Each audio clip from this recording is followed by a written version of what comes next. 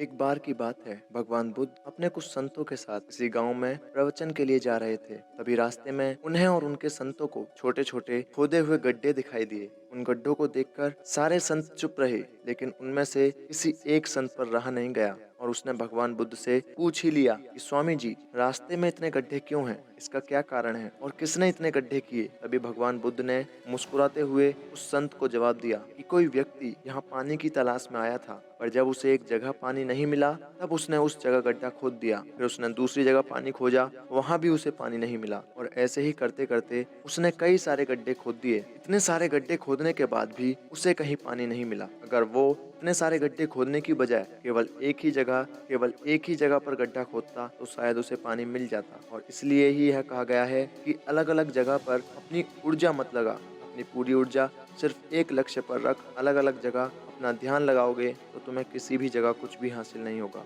और अगर अपना सारा अटेंशन सिर्फ एक चीज पर लगाओगे तो तुम्हें उसमें एक ना एक दिन सफलता अवश्य ही मिलेगी। इमेजिन करो, आप एक सफर पर हैं जहां आपको बहुत सारी जगहों पर जाना है, जहां आपको जाने के लिए एक एक पर्टिकुलर रास्ता है। अब आप एक बात सोचें कि आप एक बार में सभी रास्तों पर चल पाएंगे? जवाब होगा नहीं, क्योंकि एक टाइम पर हम सिर्फ एक रास्ते पर ही चल सकते हैं, कई पर नहीं। और यही सच्चाई है, चाहे हम एक्सेप्ट करें या ना करें।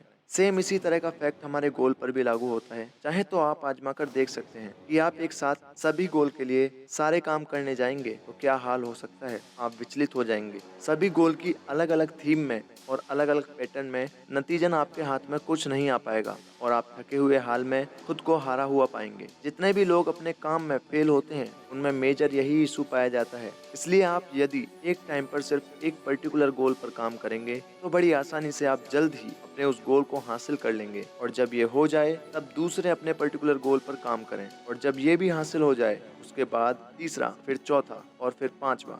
इस तरह से अपने सारे गोल्स पर काम करें। फिर जब आपका फाइनल गोल जब आप हासिल करेंगे तब आप पाएंगे कि आप अपनी लाइफ में जो चाहते थे वो सब वाकई में आप कर पाए हैं।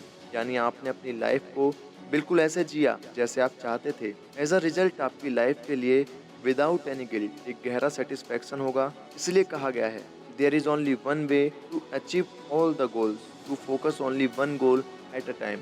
यानी अपने सभी लक्ष्यों को हासिल करने का सिर्फ एक ही तरीका है कि सिर्फ एक समय पर अपने एक ही लक्ष्य पर ध्यान रखो।